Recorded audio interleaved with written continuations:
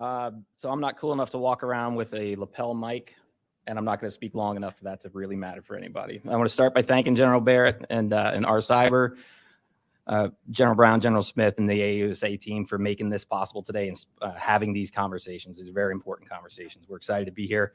I'm Josh Zaloba. I'm the Vice President of the Technology and Engineering Business for SOSI, SOS International. SOSI was founded as a woman-owned small business in 1989, and it's grown to be the largest private founder-owned and operated technology and services integrator within the government and defense services industry. SOSI includes a subsidiary called Exovera, which is a leading technology, dark web, and open source data provider, supports government and commercial clients with both the tools and the analytical products that fuse AI and machine learning, natural language processing, and organic analytical expertise. But besides Exovera, we operate in 4 distinct business units. There's a unit that's focused on intelligence analysis, one that's focused on logistics and mission solutions, one that's focused on civil solutions like Border Patrol support, and the technology and engineering business unit, which is the unit that I lead. The Army is our biggest customer, not just for the technology and engineering business, but for the company as a whole. On the technology side, we provide enterprise IT and network operations support, cloud native application development and deployment. And right now, one thing that we're very excited about is we're deploying one of the first true coalition zero trust architectures to support the Pacific Theater as a part of our mission partner environment offerings. Now, maybe not quite as important as cyber as a general topic, but arguably a close second is people's paychecks. Hitting close to home for a number of folks in this room, we've implemented the largest, most complex Oracle PeopleSoft Global Pay implementation in the world.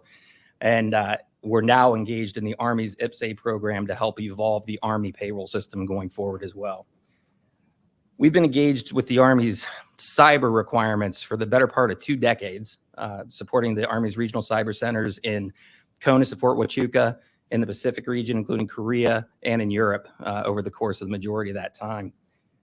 We recognize that in the cyber world, it's a team of teams that's required to make this work going forward. We're excited and appreciate the opportunity to be a part of that fight as we move ahead. We're proud to be a 4-star sponsor of today's event.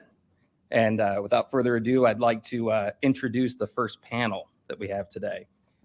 The first panel is titled Defending Army Operational Technology and Critical Infrastructure. It's going to be moderated by Dr. Michael Sulmeyer, who is the Principal Cyber Advisor to the Secretary of the Army. In his role, Dr. Sulmeyer advises on all cyber matters, including issues of readiness, capabilities, and strategies. Prior to his current role, Dr. Sulmeyer had a number of notable assignments, including serving as the Director of the Rapid Vulnerability Review in the Office of the Deputy Secretary of Defense, as the Special Assistant to the President and Senior Director of Cyber Policy at the National Security Council, as the Senior Advisor to the Commander of the U.S. Cyber Command, and as Director of the Cybersecurity Project at Harvard Kennedy School's Belfer Center for Science and International Affairs. Dr. Sulmeyer earned his PhD from Oxford University. He earned both his bachelor's and doctor of jurisprudence degrees from Stanford and a master's degree in war studies from King's College in London. Please join me in welcoming Dr. Sulmeyer and this impressive panel to today's event.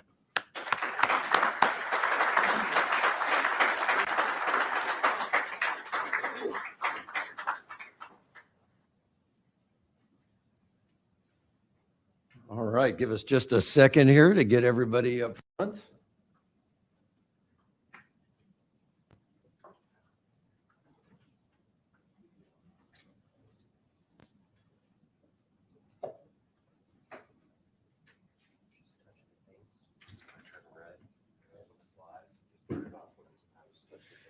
To touch the face and it turns red. That sounds like it's a bad thing when it turns on. Touch the red blinking light. Hey, thanks very much for coming out this morning. Wonderful opportunity to have the chance to talk with you about defending Army OT and critical infrastructure. We got a great show for you this morning with an all-star panel. First, thanks obviously to AUSA for pulling this together. I have been with the Army for just over a year now, and it has been really impressive to learn and see the role that AUSA plays as part of the big family. So General Brown and your team, thanks so much for putting this on. And also General Barrett, one of my closest and favorite colleagues to get to work with. every day. I spent 2 days last week down at Army Cyber Command at Fort Gordon, Georgia, and it is just impressive to see the command that she leads and the women and men that work for her in support of the mission. It's an honor to serve with you from my humble place at the Pentagon, and of course to our sponsors as well. Thanks so much for the work that you do with the Army and for the support of today. Before I introduce the panel, just a quick couple points here on OT. Let me tell you, when I think about this landscape, zoom way out, right? That's the role of principal cyber advising, right? Zoom way out for senior leaders. You can think of the challenges across 3 areas. Big IT, right? Information technology. How do you defend weapon systems? And then OT. So if you're taking notes at home, hang a star by IT, weapons, and OT. Usually the first panel in the morning at a conference, they start with the IT, right? And sometimes they start with the weapons. But this is unique that we get to start with the OT this morning. What does OT stand for? Operational technology, related to information technology and defending weapon systems as well. But I want to make a special note there that, this is a community, sometimes we don't get all the love, right? That often goes to IT and to weapons. OT, very, very important. You're seeing it mentioned in such critical documents like the National Defense Strategy, #1 priority up there, right? Protecting, defending the homeland, right? And as General Barrett opened, when you're talking about critical infrastructure, implied and explicit, you're talking about the homeland. But I think, to put it also in a language for our cyber nerd friends here as well in the audience, so much of what we talk about is cyber on cyber, right? Within the virtual domain.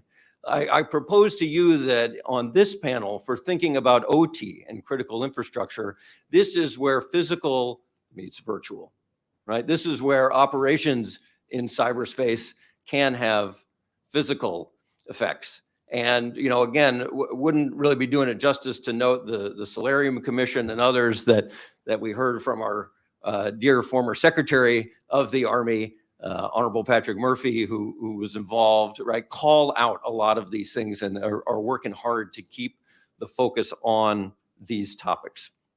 So with that as a brief stage setter, let me turn to our all-star panel here. And let me begin, if I may, with Ann Duncan, who joins us from the Energy Department as the CIO.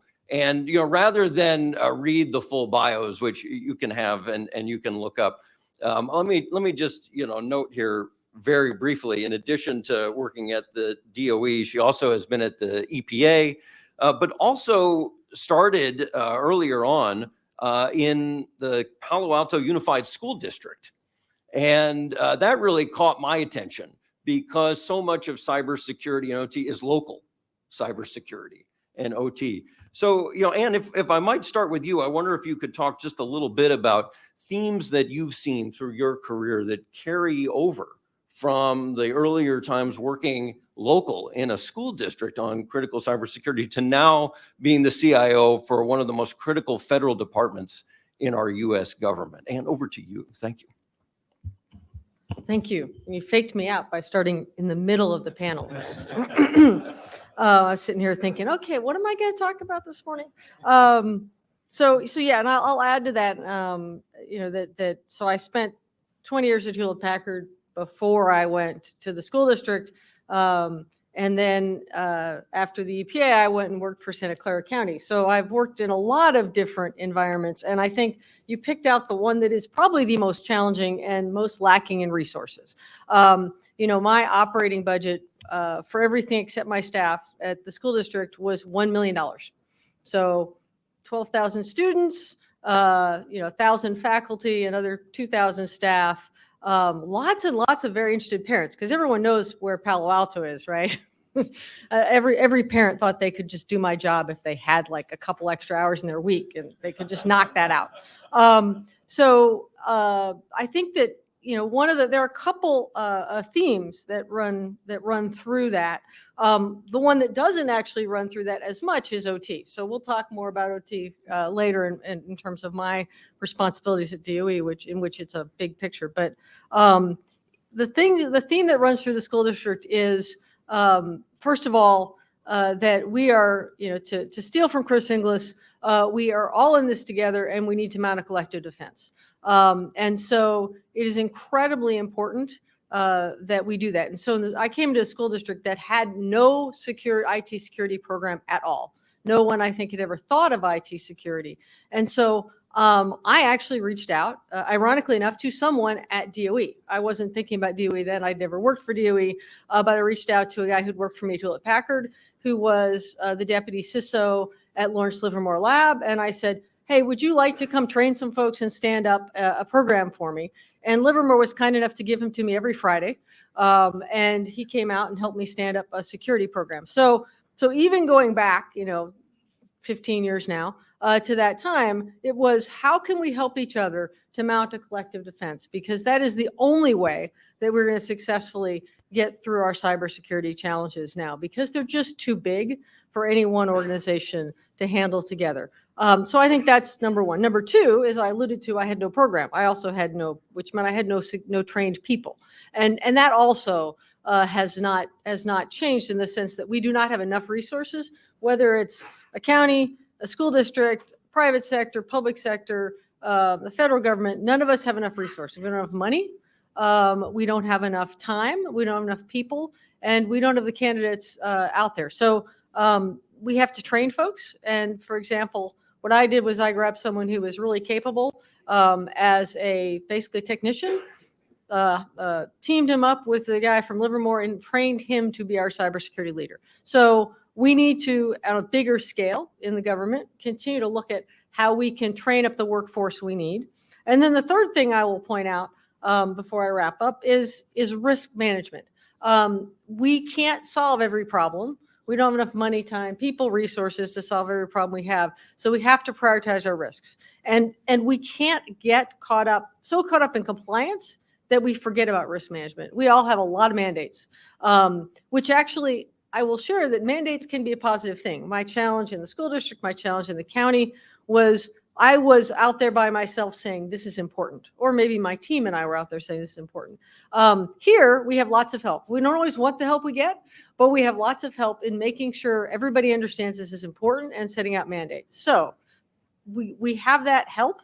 We can't get so caught up in the compliance requirements behind that help that we forget to think about risk management, because there's too much there. So risk management is the other key point that flows through any security job, any public or private sector organization, is what are my priorities? What's the most likely thing with the greatest impact, and work down the list from there. So I will wrap up there and pass it on to the next panelist. Thank you so much, Ann. Could I ask you the one follow-up, if I may, to further surprise you No this problem. morning? When you talk about risk management, what is your counsel to our partners, both allies and partners from visiting foreign countries? And thanks for being here. You know who you are, but also in the private sector. Are there good frameworks available that you fall back on through your career that say this would be a good first step to think through risk management and cybersecurity that you would commend? There are a lot of formal frameworks for risk management, but I've used some of them. And we could certainly talk about them, but I actually don't think the framework is really the important part. It's the conversation that goes in. So you can pick any framework you want, really, but it's that setting up the right people in the room to have a conversation about how we need to prioritize the work, where the risks lie, and getting as many smart, educated people, educated on your problems, people into that room is what's going to make the greatest difference. So absolutely would be happy to dive into a conversation about risk frameworks. But I think the most important part is who's in the room and what conversation you have. You can use any framework you want once you do that. I'll take it. Okay. Perfect. Thank you so much. Let's go to our friend Mark Bristow to my immediate right. I've known Mark for a while, and as I'm sure many of you have realized, when you're going about your day and your cyber person comes to you unscheduled, it's generally bad. It's generally bad news. And so when I was working in the Office of the Secretary of Defense 10 years ago, Mark was running the Industrial Control System, the ICS CERT, the Emergency Response Team. When Mark would show up unscheduled, right, that was not good, right? But we got to know each other very well, and I really got to enjoy the partnership. He's since left DHS and is now with MITRE. And so, Mark, let me ask you, turn back the clock a little bit. 10 years ago, you're running the ICS CERT, and DHS is standing up these HURT teams, which, being in national defense, I thought was spelled HURT. Like these are teams that come and bring the hurt. No, it turns out these are hunt and incident response teams, which I get it. It makes more sense for the field, but I still spell it with a U. So you're standing up the hurt teams at Homeland. What were you thinking at that time? In 2023, is the threat kind of roughly where you thought it would be if you were projecting out 10 years ago? Is it worse than you thought it would be? Kind of take us back and your look to the future from there. Yeah, thanks for that. And just for fun, we actually had an internal slogan, "Hurt, call Hurt," with our phone number, right? So have hard hats with that printed on it, actually. See what I did there? Yeah, it's funny. Yeah, no. So yeah, going back a number of years, and as you mentioned, I've been tracking the OT cybersecurity threat for some time. I've gone through about 4 different name changes on how we refer to what we now call operational technology, and it's been an interesting journey. When I really started in this field about 15 or so, maybe 18 years ago, they all blend together. COVID years are all strange. Most of our adversaries were not really paying attention to this area in any meaningful way. And most of our defenders, quite frankly, would tell you if you went to a water treatment plant and said, hey, somebody hacking into your operational technology could potentially make your population sick. They'd laugh you out of the room because that was just not, they would list all these safety controls and all these things about how that was just not possible from a physics standpoint, from a cyber standpoint, et cetera. We've really moved the needle on the awareness part of the problem because I don't think you would have that conversation today and have that same type of pushback, right? I think most organizations now understand that cyber effects against critical infrastructure is a thing. It can be accomplished. It's been demonstrated a number of times. And so we've kind of overcome that hurdle of awareness for the defenders. But we've also overcome that hurdle of awareness for our adversaries. And, I had we'll go with the word privilege, of working behind the scenes on many nationally high profile cases of adversaries going after our critical infrastructure over my tenure. And when we started, I will tell you that the adversaries had very rudimentary capabilities, right? They were doing kind of basic IT hacks against OT environments and having some level of success, but they weren't having success that could build out predictable, repeatable outcomes, right? Things that you would consider weapons, right? They were just kind of in the experimentation phase. Fast forward to today, and for many of our peer and near peer adversaries, they have not only developed capabilities, and I think the most recent threat assessment by OD&I kind of talked about this publicly. They have capabilities against our critical infrastructure. And not only do they have capabilities against our critical infrastructure, those capabilities are now part of their doctrine for combined arms, right? And so our adversaries are looking at our infrastructure, including our domestic infrastructure, as key components to their battle plans. And that is a huge shift from 10 or 15 years ago, where we're just kind of groping in the dark from a capability perspective, where now we're relying on these types of things to interrupt not only clearly military infrastructure, things like going after bases, going after weapon systems, et cetera. But there was an important line in the recent OD&I assessment that talked about the adversary's strategy and use of effects against critical infrastructure being part of kind of trying to impact the political calculus of the population. And this is a huge departure from the way that I think, broadly speaking, Western kind of thinking organizations look at cyber effects on infrastructure, right? We kind of consider going after the civilian population off limits, right? We play by rules. Those rules are not universally held, right? And our adversaries plan to use these types of effects operations in order to change our political calculus, right? If China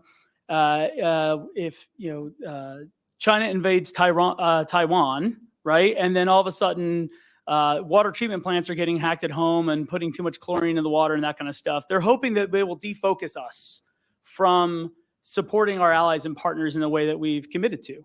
And this is a huge departure from a policy perspective and how we have to actually look at our defense, because now kind of everything's on the table. For years, we've been looking at defensive critical infrastructure of, okay, it's, depending on your view, sort of fair game to go after the railway that actually moves the troops from base to port, right? Now we have to look at, well, what about that water treatment facility that only serves the local community around the base that they're using to distract? And I think it was General Barrett that talked about the willingness of your people to fight, right? And if you're thinking about, the safety of your family, you are a distracted soldier. And so our adversaries are counting on that to help change the political calculus. And I think that is the single biggest shift. The technology problem, right? There's always going to be the cat and mouse game from offensive and defensive from the technology standpoint, right? Our adversaries are now capable of having these impacts, but how they intend to use these impacts is a shift that, quite frankly, I didn't see coming. And it requires us to look for new ways to partner, because we don't own and operate this critical infrastructure, right? We have to figure out ways that we can help secure it in ways that won't have that impact on the political calculus of the people. And I think that's the biggest thing that's changed from my perspective in that time.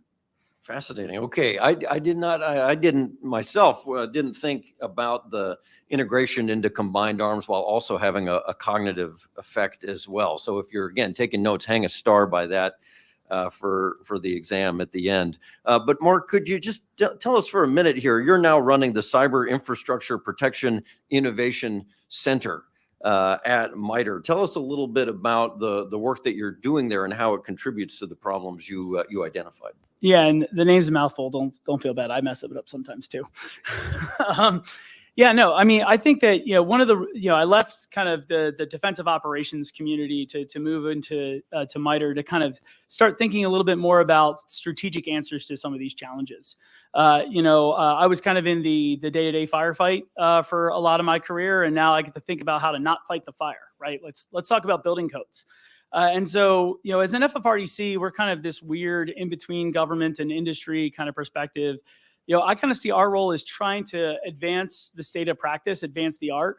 One of the big things that we've been pushing on recently is, in my career, I had a lot of insight into how adversaries plan to go after our infrastructure from a technical perspective. And I worked with a lot of different asset owner operators across a variety of different kind of sector verticals. And I would see the defensive community kind of applying their resources in ways that I knew would ultimately not frustrate adversary action, right? So we're spending, we have a limited resource pool. We don't have enough time. We don't have enough money, to your point, ma'am. And we're spending it in ways that ultimately won't stop the bad guy, right? And so one of the things that I'm trying to do at MITRE and trying to kind of move the industry forward is, how do we better do analysis on what the bad guys actually, what is actually in their kill chain, and disrupt that kill chain, as opposed to a lot of cybersecurity efforts. And this is it raised all boats, but we have a lot of compliance-focused security that goes on.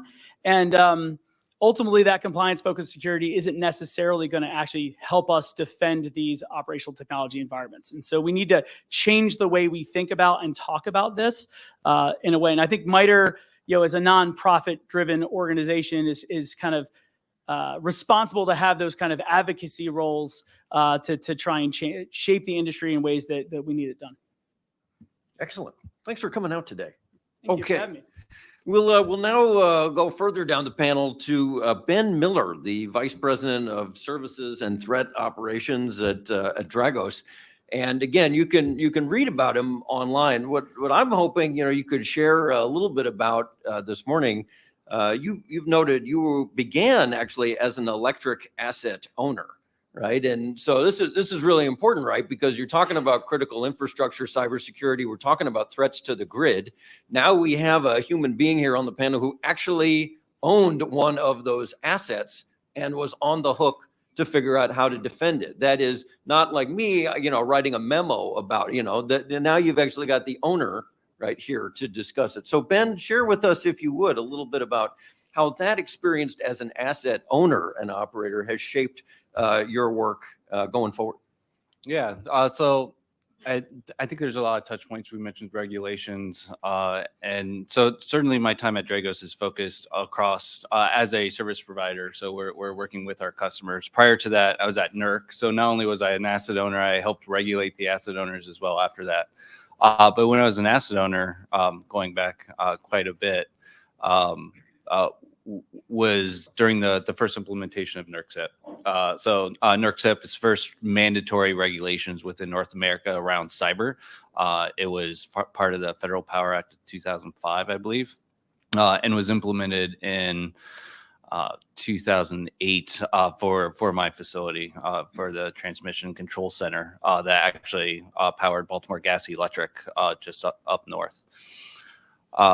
And so that was interesting in that most of NERC-CIP in a lot of regulations is focused on protective controls.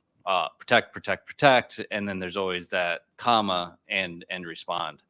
But we implemented NERC-CIP over the course of 1.5, 2 years, went audibly compliant. That year of being auditable, there was a step in there of annual tabletop exercise. So the overarching team, the implementation team, this isn't like 2 people. This is probably 30, 40 people across multiple divisions at Constellation at the time. We're very proud of what we produced in a very short time frame and the amount of controls. We went from this is like Sarbanes-Oxley to, oh no, it's not. So our implementation went on for quite a while. The tabletop exercise was interesting. So I owned that tabletop exercise. And to Mark's point on understanding the kill chain, I created an exercise that defeated all of our controls in one go. The company was not expecting that, right? They were very proud of all the controls that they put in place, all the barriers, and I circumvented them in one mouse click. So there's a lot of lessons learned from that regard of regulation is kind of like the floor, not necessarily the ceiling. And over the last few years, that's been more complicated by more regulation. So it's one thing to be measured by one organization in a certain fashion. It's much harder to be measured by 5 different organizations, 5 different ways. And I think that's largely what we're getting to today with not just NERC-CIP, but we have the TSA pipeline requirements and others. But when you're looking at a large investor-owned utility, they fall into the mix for all of those regulations. So now it's challenge of how do you create a framework that can cross all of those. So that's some of the areas that the asset owner community is facing, is just how to keep pace with the mandates that are coming out in a way that actually improves security and isn't just a check the box. That's excellent and frightening as well. But could I ask, you talk about the TTXs, and I think, that is something that I've learned, the Army is very good at doing well and often. And there's a lot of folks in industry and with their partners who do the tabletops. But a lot of times when you try to speak to these issues of OT and ICS, the scenario is, the power is out, red team, go. So can you give some counsel here on how to best account for, no kidding, OT and ICS issues in a tabletop exercise, not just at a surface level of, the water is not pure, the power is out. What is useful to actually tabletop in this space? So it's interesting how you phrase that in red team, blue team. I think that the most important factor there is the engineering team and bringing the engineering team in on what does a really bad day look like for you, and what would you do if you wanted everything to fall apart.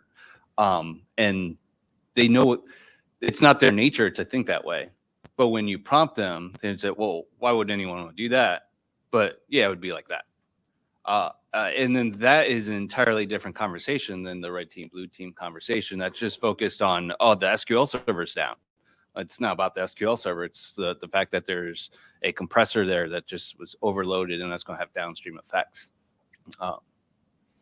Terrific. Okay, that's insightful. So again, if you're taking notes, hang a star by, not just red team, blue team, but bring in the engineering team too, to make these exercises a little more practical, a little more on point for this particular field of OT. Okay, thank you. That was terrific. I'm learning a lot here. I don't know about you, but I am.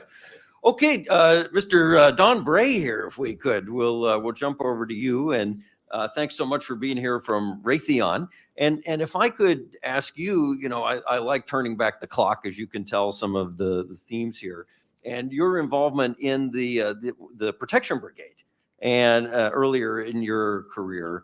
I'd like to kind of get your sense of how defense, cyber defense has evolved over that time, the partnership with industry, how that's evolved over time as well.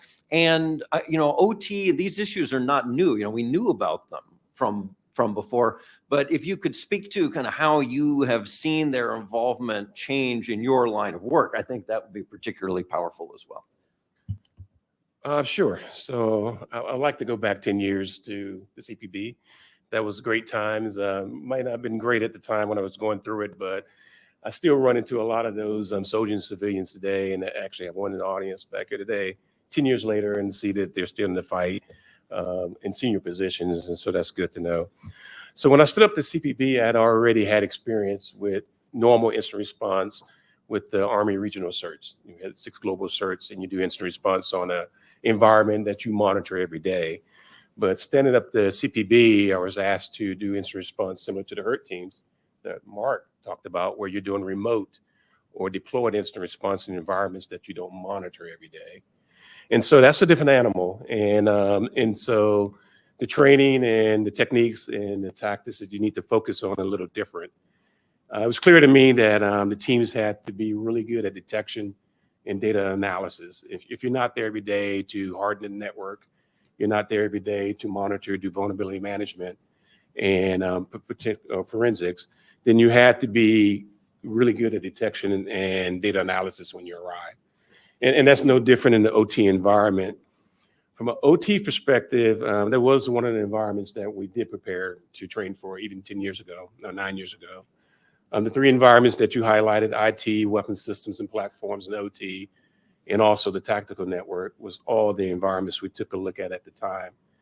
When I compared the OT versus the IT previous experience, it was clear that the value proposition, what those environments offer, was different. In the IT environment, it was really data that was refined into information, refined into intelligence and things that people wanted to consume. And from an adversary perspective, their goal would be to disrupt that data, to acquire that data, to manipulate that data, or use it in the information dimension. When you move to the OT environment, what you're really producing, or what's the value proposition, is not a common thing. It's across multiple sectors, whether it's water or electricity, whether it's the ability to control dams and things like that. And so it was definitely a different type of environment. It also was an environment that you don't necessarily patch, scan, monitor, and censor the way you do in the IT environment. And so that also drove the requirement for the teams to be skilled at data analysis, regardless of the data sources, whether they was drawing those data and communications from the OT or IT environment. If they had those particular skill sets, then they could operate in those environments a little easier. The changes over time. I also previously served in the 1st IO Command and also the 4th Psychological Operation Command at the time. It's 4th MISO or something now. And so I've always looked at the information dimension in training and combining that with the cyber pieces of it. And as you said earlier, in the OT environment, a lot of things are physical, tangible, and can be destructive. There's also a shift in what's important in those environments. In the OT environment, availability and safety is important because you're trying to deliver those commodities, whether it's a factory producing products or whether it's electricity, water, and so on. Versus in the IT environment, since it's data centric, then you just follow the normal CIA triad and focus on the confidentiality, integrity, and availability of this data. And so with the focus of the environments being different, I see a change over time in terms of the way we're looking to secure them, right? We're never going to have enough people to secure either environment. So, leveraging, AI, ML, leveraging zero trust technology, leveraging some of the large language models to help us quickly get to the source of the data and communications, where we could quickly find and derive actionable intelligence for the teams is kind of what the focus was. I do agree that over time, the OT environment has become an integrated portion of the plans for not only our top adversaries, but also ransomware and general attackers in place.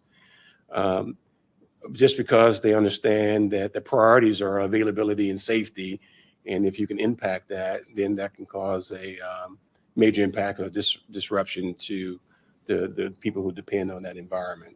And so those are the things I've seen change and how we have to prepare for that OT as we go forward.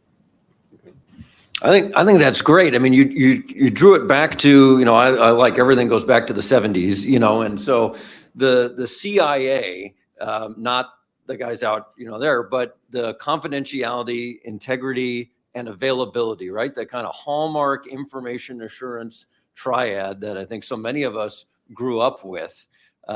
Do we have a kind of similar approach for if it's not CIA for OT, and I said, or do we need to kind of offer a door prize and kind of crowdsource this in terms of coming up with a new 3-letter, acronym to help us think through cybersecurity of OT, maybe something like FBI or something like that, that would be helpful? Well, I think because the value proposition is different, that CIA makes sense in the IT environment because it's data centric. But in the OT, since it's about availability and safety, so the availability is the most important. They still obviously want to have integrity and confidentiality where it applies, but it's really the availability of the services that they're delivering to their customer set. And so I think they have it right, focusing on availability and safety versus the traditional CIA. It's just that you have to understand that when you're training and when you're developing your tactics to defend those environments. Works for me. Okay. And then, hang a star there. Again, you can see the law school professor in me too, who's trying to help you take notes for the final exam. Hang a star by safety, right? Because I think what you're hearing a lot in this OT and ICS world, yes, you hear cybersecurity, but you are also hearing the word safety come up a lot more than in a lot of other panels. So hang a star by safety, not just security, right? Because I think what you're hearing here is the consequences of getting this wrong can be pretty harmful and hurtful in a way that sometimes transcends what we look at narrowly in IT.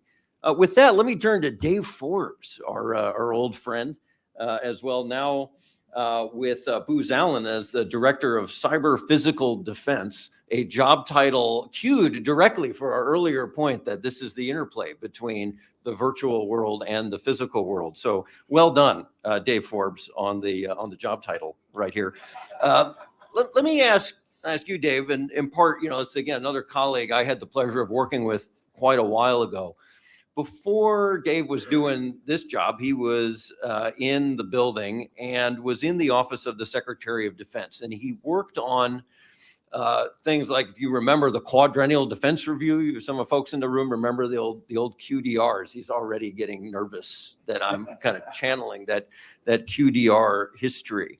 But what I'm interested in is when, with your experience contributing to those high level type documents, and when you think about the kinds of guidance that those documents offer, how are we doing over time? Again, looking back, change over time. Are we getting better at providing better strategic guidance about the threats to the homeland, not just in the kinetic world, but also in this virtual world for cyber threats to OT as well?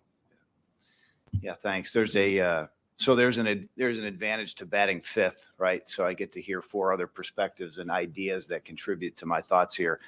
But, really value the question about strategy and policy. And I'm going to take that question and end up talking about our civil engineers and action officers and operators in the field, right? So, looking at where we were and where we've come in terms of strategy and policy and procedures, I have to say that it's very evident in our national cyber strategy and with our NDAAs in 2017 and 2022. They're making great progress, right? Strategy and policy is moving in the right direction.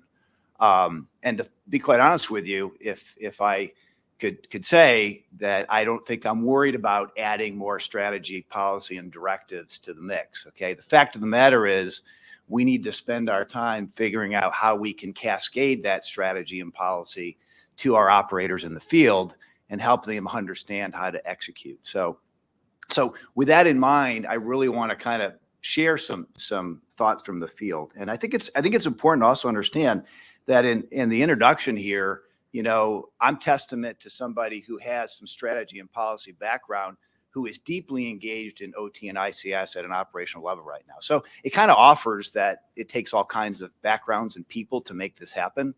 But let me kind of talk a little bit about what our civil engineers and action officers are faced with the guidance and the standards that they're dealing with. And I think Ben's comments prior kind of lend to this. But when you look at NIST 853 and the NIST cybersecurity framework, 95% of those security controls are preventive. In the cybersecurity framework, 60% of those security controls are preventive, right? So we have guidance that's being put out to the field that very much emphasizes the identify and protect aspect of OT cybersecurity. Okay, but really, when we look at a holistic approach to countering this threat, we need to look at how we focus on active defense. And at the end of the day, we need to be thinking more about detection, response, and recovery. So, I really want to foot stomp that it has to become about active defense and resiliency in the face of an assume breach mentality out there in the field. So part of doing this, and part of what we can do here and in this room as leaders, as we go back to the fort to port idea, is figuring out how we make those civil engineers and those action officers successful, right? So this guidance needs to be scalable and effective at the operational level. And to do that, we really need to understand that when you're talking about operational technology and industrial control systems and the architectures that are at every different base, they're very unique, okay? Many of you in here come from different units and backgrounds, and certainly when we talk about what's happening at the different bases and forts, every one of these situations are unique to mission, they're unique to environment. Some bases and forts might have water systems that are on the installation. Others might get that support from outside the fence line. So, it's very important that we help them understand that the uniqueness of the mission and the uniqueness of the challenges that they face. So there really are 5 things that I think that we need to consider. Again, we need to remember that at the end of the day, it's about the civil engineers and the action officers and the operators in the field. Okay, so we need to make sure that we help them establish a deep understanding of all of those industrial control systems that they have on their base. Okay, that's resident in an active inventory and the tools to do that. We need to make sure that we're conducting risk assessments at each of the bases. Okay, because the best way to have an active defense mentality is to ensure that you best understand what the adversary is thinking. So, different bases and different units do that to different standards, but we need to make sure that that's cascading down to the unit level. Automating monitoring of OT assets. Okay, we talk a lot about technology and automation, but it needs to be an integrated, holistic approach to automation. I may talk more about this later if given the opportunity, but it's not just about purchasing a technology and hoping it gets installed and executed well, but it's an integrated approach to that automation. I want to hit the exercise thing again. We've heard the term tabletops being mentioned here time and again. And ensuring that those tabletop exercises are executed at the action officer and civil engineer level really is the best way that we can look at different scenarios and ensure that we're testing our ability to respond to different threats. And the IT and OT culture is, we can't underscore enough that there's a needed synergy between IT and OT, but there's real difference. IT is about the data, OT is about the physical systems and processes to make these missions go. OT and ICS needs to be a mission enabler, right? This ties back to policy. I just want to make it clear that what we're seeing in the field, I spent some time this week on a base with civil engineers dealing with this challenge, is that we get a lot of great strategy and we get a lot of great policy, but to be resourced, to be governed at the unit level, to be tested, to use training exercises, to really see how ready we really are, that's where the rubber meets the road. So I would offer that we need to all understand that strategy and policy. I'm not sure we need to run back out and write more of it, but what we need to do is make sure that as leaders, we are walking the ground with those civil engineers and action officers who have this OT challenge to see just how ready they are and to make sure that we're training ourselves at that unit level to really get after this threat. The perspectives about the threat landscape is really important here as well. But, this is one continuous battle space, right? And I just have to underscore that our adversaries do not see a Department of Defense. They don't see an intelligence community. They don't see a pharmaceutical industry. They don't see a rail industry. They see one continuous battle space with a lot of seams and a lot of different vulnerabilities. So those action officers, those civil engineers, think about what the day in the life is for previous major Forbes at, Third ID, who now is trying to figure out what OT is. So that's the mentality that we need to have. And going back to the way Lieutenant General Barrett kicked off today, it really is a holistic view. But I will tell you that, going back to strategic guidance, our strategic advantage really goes back down to the fort and the action officer and the civil engineer on the ground. So that's how we maintain strategic advantage in OT, is how well we understand what our control systems look like on the ground, how well we understand the threats particular to that operational requirement, and how well we test it and exercise it. Oh, that's good. Thanks, Dave. Let me ask, so I took as a note for me, less memos. Less memos and guidance from headquarters. But for you mentioned the importance of having some intel to kind of help you know where to go, to look. We're, I think, spoiled a lot of times in government with the amazing information that our intel community collects. But looking at open source, is there enough out there that if you never had a clearance and if you were just looking at what's out there in the world on social media and others, that would give you a good place to start? Or is this an area ripe for more information sharing from government to critical infrastructure providers on where to start and where to go? Yeah, I can't emphasize enough that this is a team sport, right? So it's a team sport among industry practitioners, right? So I work for an integrator, and an integrated approach to doing this is essentially, we have some terrific technologies that are out there being fielded and terrific access to open source intelligence. But the fact of the matter is, just throwing software at the sophistication of this problem isn't going to do it. It really needs to be an integrated approach to understand those threats. So to your question, I got to take a blocking and tackling approach to this, and with the open source, I work very closely with a number of the folks at the table. With the open source information we have access to, and frankly, the need for sound OT, ICS, cybersecurity principles, there's enough low-hanging fruit with what's out there to get a program started. Now, I will tell you, when we talk about Russia and China and where we're going, there is a need for much more integrated information sharing at different levels. And kind of to tie into that, can't emphasize enough the public-private partnership piece of this. Particularly in the Army, the the security challenges inside and outside the defense line, how we share information and what kind of information we can share is essential. So that's Works for me. Thank you. Okay, now we get to the speed dating part of our show. And what I've got is a question here that I'm going to kind of pose, and then let's let each person here kind of give a quick off the cuff answer, you know, a couple sentences, but a kind of yay or nay, thumbs up, thumbs down.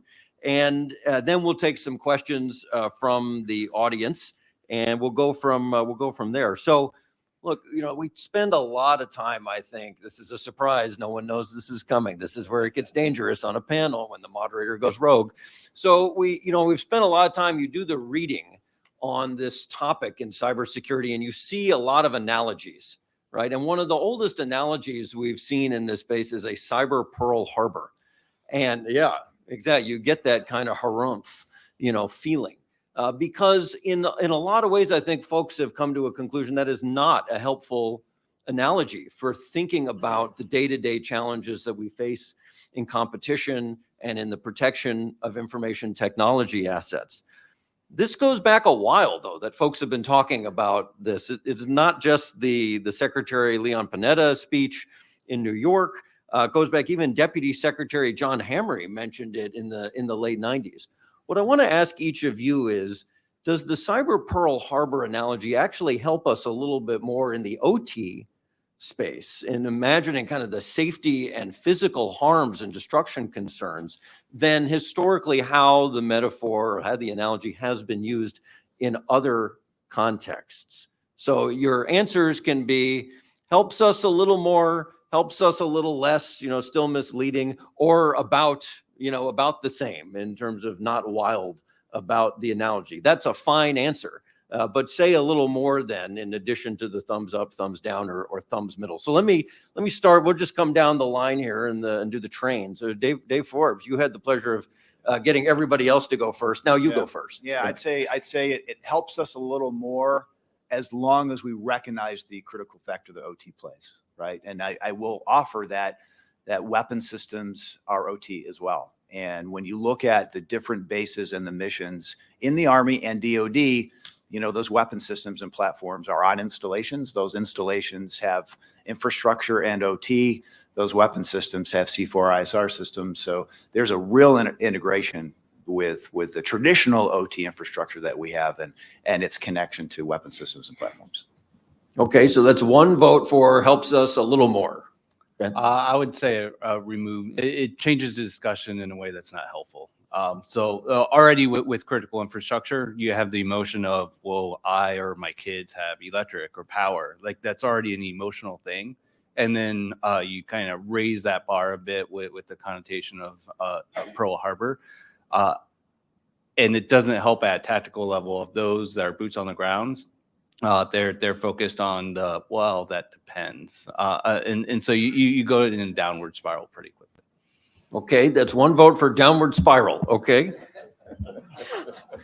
So I think I would say in terms of the likelihood of seeing something of that magnitude, it is a little more accurate because, an event could cause a cascade that would be incredibly serious. I'm not sure how helpful it is. I actually think I would liken it more to trench warfare, that everybody's hunkered down in their spot trying to defend, and the attackers are coming in and trying to take some territory, and not being in the military. I'm probably shouldn't be using military analogies at all, but that would be, so I would say maybe it's more helpful, but I don't think it gets us anything. So maybe I'll go with the neutral. So and more accurate but neutral. We're recruiting. So, I think I'm over the enlistment age. No, it's a big family here with the Army. Okay, so that's another vote for not so much. Okay.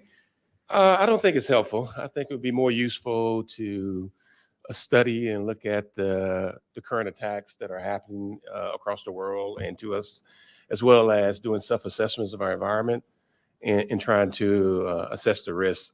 I don't think it's helpful because how you measure a catastrophic event in OT is a little different.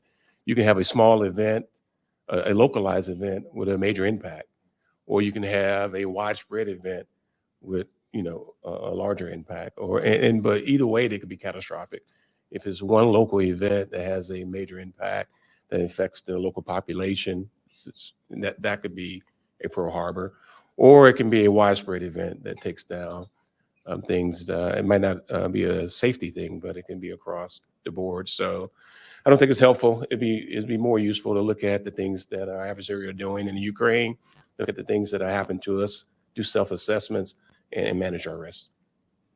Okay, good. I think we're getting a rough consensus here, but I don't know. Maybe Mark Bristow will change the voting tally. I don't think so.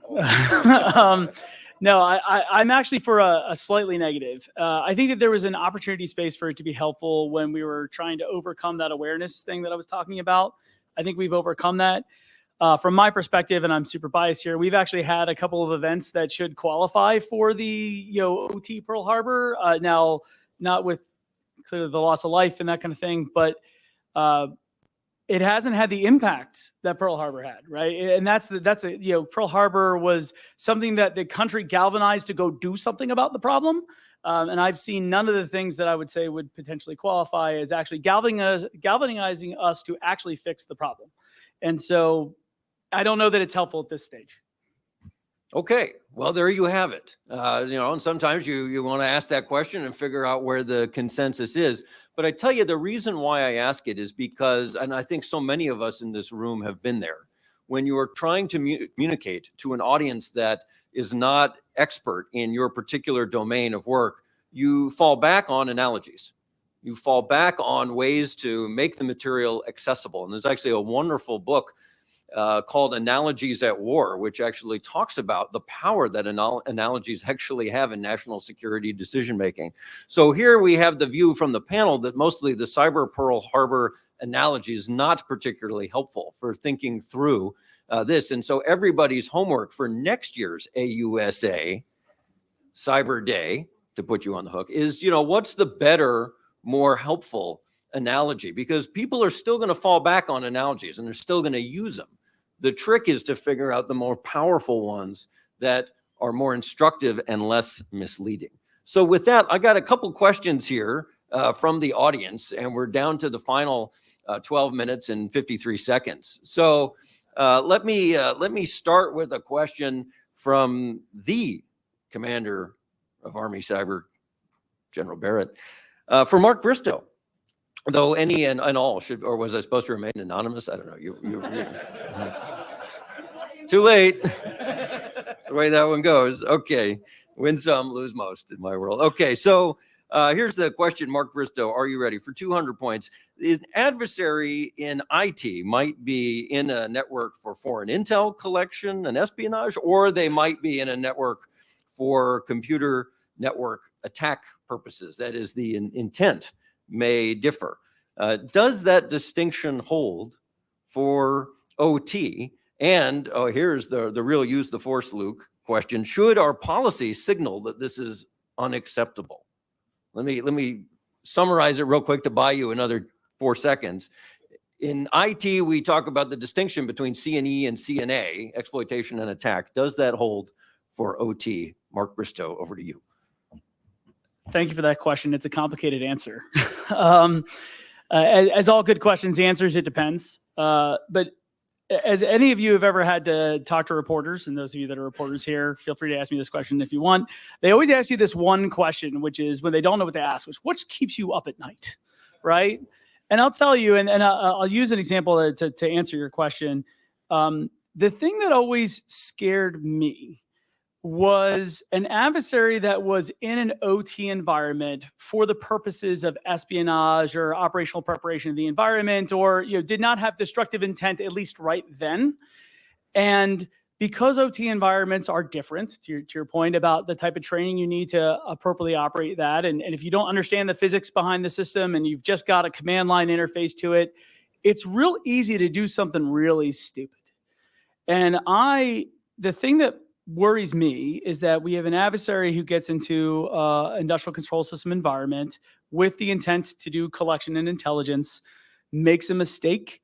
And I know what the Delta T looks like. I was involved in many exercises with the National Security Council, et cetera, on how we respond to that type of activity, especially if there's a loss of life. And the time it takes us to figure out that they didn't mean to do it, and the time it takes us to respond, in many cases kinetically, to that type of engagement are wildly different. And so there is a large propensity for an adversary to make a mistake in the environment. I'd like to say that it should be off limits for us to get for any type of capability in an industrial control system environment. I would love to say that in an ideal world, but I live in the real world, and that's not a thing, right? It's happening today. And so, when it comes to the larger strategic picture and deterrence and those types of things, I don't think that we can say that as a doctrine, because I don't think that we want to hold ourselves, and we'd be the only ones that held ourselves to the rules. Our adversaries aren't playing by that game.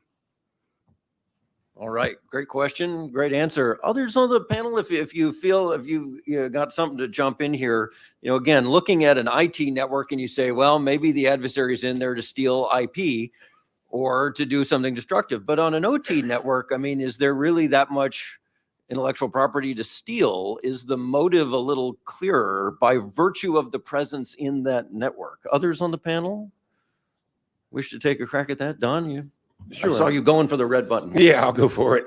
Yeah, I think that you still have to have the ability to reside on the network in preparation for, if it's going to be a part of your future battle plan, if you want to have leverage, you have to work on that access, and you have to have the ability to be there to exploit the system in the future. There's still obviously IP to be also gathered and information to be done, but I think the preparation of the battlefield from the adversarial standpoint, you still have to do the same thing in both environments, right? So, Ben? Yeah, so I think so from a motive perspective, I think that's extremely hard to determine, especially for an asset owner. They're not going to have those insights. But even more challenged within the OT environment. So the hypothetical there is IT, and we detect them, we understand what they're doing, whether they're just present or they're making action on objectives. OT, have no idea. That there's no logging, there's no sensors that are in place in the vast majority of these areas. So it's like kind of Schrodinger's adversary. They're either about to attack or they haven't decided to attack. But you only know when they do attack, because otherwise you're oblivious to it. So that's the challenge within the OT space right now, is largely visibility. We don't know what adversaries that are out there that can create these effects, or at least we didn't know 5-7 years ago. We have a better understanding of that now. But operationally, we're still not present in those environments from a defense perspective to actually detect and deter. Great. And Dave, you can pass if you feel like passing. Been said. Okay, wonderful. Okay, we have another question here, and this is for you, but again, not exclusively. So here we are for 300. Several universities are standing up Cyber 311 programs where aspiring students can assist resource-constrained municipalities addressing real-time cybersecurity challenges. How useful is this model for addressing the talent shortages across the state and local levels that you're seeing? Yeah, I think it's a great model. It provides two things, which we try to do in terms of getting folks in the government. Number one, particularly at the state and local level, there just aren't the resources. And often a student with just a couple of years of experience knows as much as most of the folks and can be trained up by the most senior people to be a really useful resource. The second is it gives them an opportunity to learn what it's like to work for the government. And hopefully we get some of them hooked. That's the whole point of our internship programs at DOE. And we have every summer thousands of interns across the DOE enterprise. I was just yesterday at Princeton Lab. And there were 300 new summer interns coming in that week to work at the lab. And that's a lab that only has about 600 full-time employees. So you think about this huge influx of interns. And our goal there is, yes, to give them work experience. In some of our labs, many of them are really specialized. They're going on to get their PhDs, but many of them are not. Many of them work in IT and cyber. And our goal is convince them that the government's a great place to work. And whether they take a job in the government right off, that maybe they'll come back They may say, I need to go make some money. And then in 5, 10, 15 years, they come back and serve their country. But if we don't give them any exposure, they won't know that that's an opportunity they want to take on. So I think not only can they help, but we can have the potential to make career civil servants out of them. Great, thank you. Others want to jump in on this particular topic on talent and university level? I will say that I love this, by the way, this concept, because we've talked about work. Yeah, yes, this too. No, but we talk about workforce all the time, and it's really important that we develop the next generation of people to help. And quite frankly, we just need more people to row. We need a lot of the core problems behind some of these operational technology security challenges boil down to brush your teeth and eat your vegetables. You can train people to do that and actually help with that, but you need somebody to go in and actually do it. We don't actually, we do a lot of assessing of the security posture, but we don't do a lot of fixing of the posture. And I think this is a great resource to get experience for students, get them hooked, and then also just get some more people to do the work. Outstanding. Dave? Yeah, it also speaks to the continued priority of interaction between, our academic institutions and industry, our academic institutions and the federal government. There's a lot of active examples of that going on right now, but the more interaction, the more information sharing we can have is one of the best ways that we can continue to improve this talent pool. Outstanding. Hey, that question was from Dave Nealand, a former law student of mine from the University of Texas. So good job getting that A in class. Hey, last question real quick here, and then we'll call it a morning on OT. Here, the question here is that there has been a lot of legislation passed over the last 10 years on weapon systems and OT cybersecurity. And the question is, despite all this, we're probably not where we need to be. So I'm going to tweak the question here just a little to you, and we'll do again speed dating. If you don't want to say anything, that's fine. If there was one thing that Congress could do, if there was something to put in a law that would be helpful, what would you propose be put in a law to be helpful in this space? Who do you want to start? Anne, would you like to start? Okay, so I'm going to be the total contrarian. We have enough guidance, and I see the same guidance come across, so it's the CIO, the CFO Act, the MGT Act, FITARA. They all those give me the same authorities over and over and over again, and it doesn't make me more able to do my job. So all the guidance, all the legislation, we've got plenty. I don't need more legislation. What I need is more resources, and in some cases more autonomy to do the right thing. But Congress has provided us with ample guidance from my standpoint. Okay. Others? Ben? Dave? Yeah, I'd kind of stick with Ann on this one and say no additional formal guidance. It kind of goes back to the OT discussion. It's at the unit level. How are we organized down at the unit level? What kind of exercises and training are we empowering? Are we resourcing? Are we making it a priority for those PEOs and action officers and civil engineers? I think that's where we gotta work with what we have right now and resource it appropriately and focus on the threats and not any more legislation. That's a hard question. So I would say that within the electric sector, over my 20 or so years, generally what I saw in situations where things needed to happen, they always happen. Like the right people contacted industry. The industry said, "Oh, I understand. I will remove that from the table," and it was resolved. I think that will continue to happen. I think that's easier in the electric and the energy sector generally because there's been more engagement, public-private partnership in general over the last 10 years has really developed, especially with the electricity. So I think that's the venue from that angle. In addition to all the current regulation and systems that we have, we don't necessarily need more. I think we need to maybe refactor it so that it's more consistent would be good. Yeah, I think from my angle, that's how I would answer that. And I know I already went, but I would just add one quick comment in relation to that. we've talked about how we can work with the sector better. And what actually is not helpful is to give us authority to force the sector to do things, because we have a good relationship. And as soon as we get authority to force the sector to do things, that relationship starts to fray. So I think it's good where it is. Okay, final thoughts. So I would say we don't need any new laws, but I would also say that kind of reminds me of Y2K, where we didn't have the appropriate skill sets or dwelling skill sets. You didn't have the right old language programs and things like that. I think more incentives in training programs where we can get after the non-standard protocols and serial connections and the uniqueness that exists in the OT environment, so we can create that workforce there. It's not as easy to move that workforce from IT to OT. We need to build it. That's it. I am also in the we don't need more guidance camp. I think we need more action camp, right? And so things that enable action, how can you use carrots and sticks to do that? We've talked about that already in the panel. How can you provide resources? If you really are a strategically important critical infrastructure asset owner operator, why is it all on you to fix all your problems?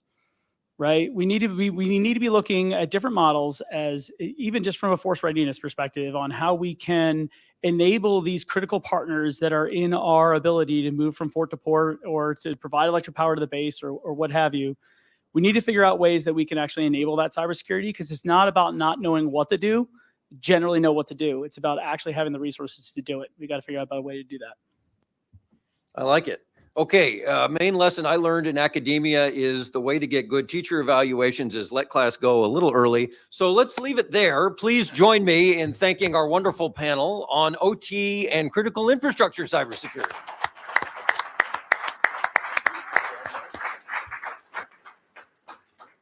I don't know how one follows that. Let's give them another round of applause. Good job, Doctor.